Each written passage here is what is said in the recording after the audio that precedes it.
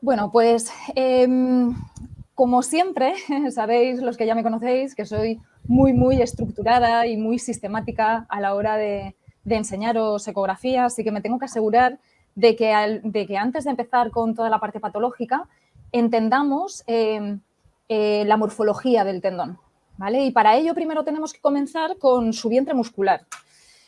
Este vientre muscular que en algunas ocasiones pues nosotros siempre, bueno, o muchos de nosotros pensábamos que era un solo vientre, bueno, pues tenemos que tener en cuenta que hay bastante literatura donde nos describen la anatomía del vientre muscular del supraespinoso, donde hay una parte más superficial o un vientre más anterior que veréis que tiene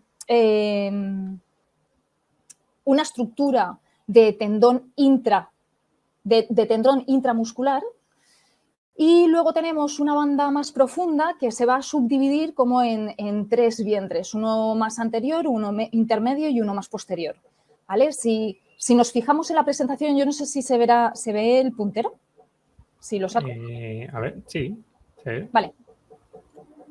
¿Se ve o no? Sí, se ve. Vale.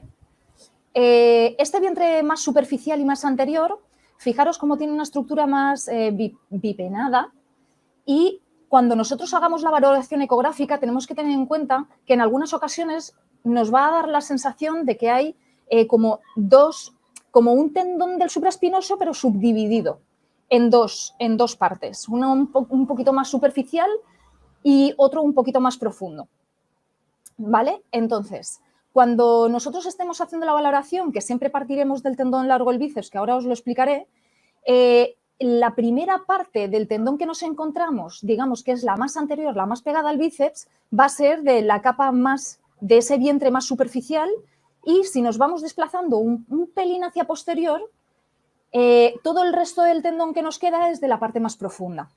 Entonces, esto sí que es importante que lo podamos saber y valorar, porque en un futuro, cuando hacéis las pruebas funcionales del vientre muscular, si hay alguna anomalía en este vientre, cuando le pedís la funcionalidad, también podéis intuir dónde se encuentra el problema, si en la parte más anterior y superficial del tendón o en la más profunda, porque no siempre lo vamos a ver en la inserción.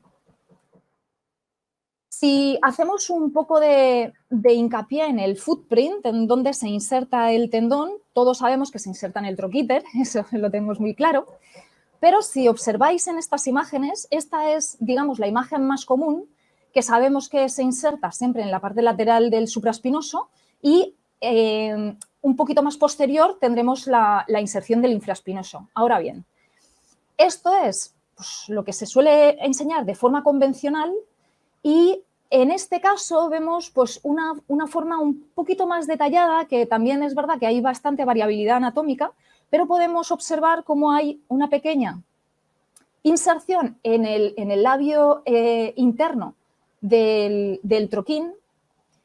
Troquíter, evidentemente, también hay inserción, pero cuando estamos haciendo una visión como frontal, observaremos que las fibras del infraespinoso y del supraespinoso se superponen, donde las del supraespinoso siempre van a estar más superficiales que las del infraespinoso, y hay ahí como un entrecruzamiento de fibras. Por eso muchas veces desde externo, si vemos la anatomía en disección, nos cuesta bastante diferenciar unas estructuras de otras por esa superposición. Pero si os fijáis, aquí tenemos el vientre muscular del supraespinoso, ¿vale?, que va a coger toda esta inserción del troquíter, bien, pero tenemos el infraespinoso que está como superponiéndose a gran parte de esas fibras del supra. ¿Qué ocurre?